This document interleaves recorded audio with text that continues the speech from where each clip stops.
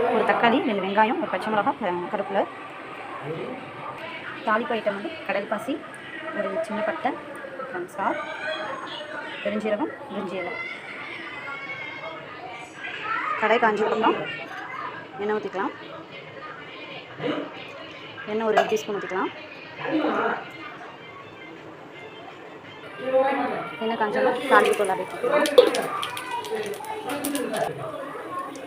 Next கருவேப்பிலை சேர்த்துக்கலாம். Next cut பண்ணி வச்சுருக்க பச்சை மிளகா,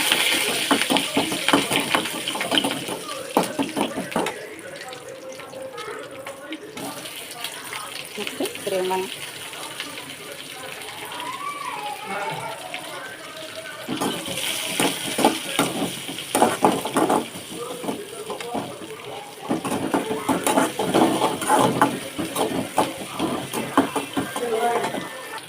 வெங்காயம் இந்த அளவுக்கு கோல்டன் கலர் வந்ததுக்கப்புறம்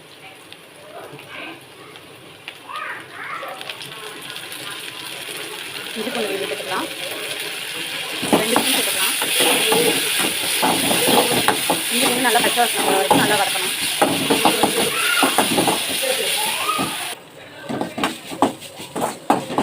இந்த ஸ்டேஜில் தக்காளி சேர்த்துக்கலாம்.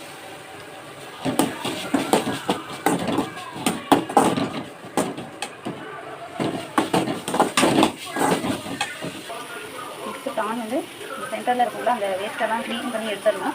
எடுத்துகிட்டு ஒரு 2 or 3 டைம்ஸ் நம்ம வாஷ் பண்ணிக்கணும். வாஷ் பண்ணிவிட்டு ஃபைனலாக ஒரு வாட்டி அரிசி களைவோம்ல, அந்த தண்ணியை வச்சும் வாஷ் பண்ணோன்னா அந்த ஸ்மெல்லு கவுச்சி ஸ்மெல்லு இருக்காமல் இருக்கும்.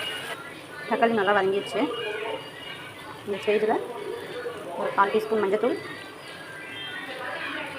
ஒரு 1 டீஸ்பூன் மிளகாத்தூள், ஒரு 1/4 டீஸ்பூன் மல்லித்தூள், 1/4 டீஸ்பூன் கரம் மசாலா, இது மட்டன் மசாலா. மட்டன் மசாலா ஒரு 1 ஸ்பூன் எடுத்துக்கலாம். நல்லா நிறைய அரிசி எடுத்துக்கோங்க.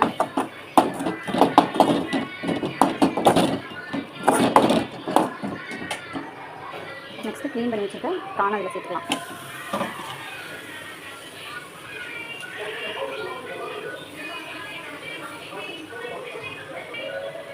அதையும் கிளறி விட்டுக்கணும் ஃபுல்லாக.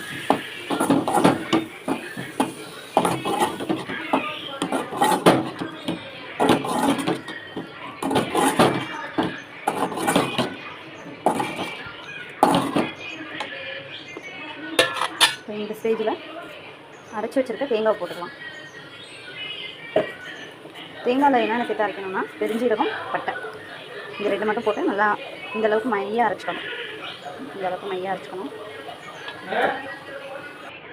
நெக்ஸ்ட்டு இந்தளவுக்கு தண்ணி ஊற்றிக்கணும். அது முழுகி கொஞ்சம் மேலே இருக்கிற மாதிரி தண்ணி ஊற்றிட்டு உப்பு வந்து தேவையான அளவு போட்டுக்கலாம். இந்த ஸ்டேஜில் மூடி போட்டு மூடி வச்சாலும் நம்ம ஊற்றிருக்க தண்ணி ஃபுல்லாக ட்ரை ஆகிடணும். ட்ரை ஆகி இருந்துச்சுன்னா சுவையான ப்ரான் மசாலா ரெடி.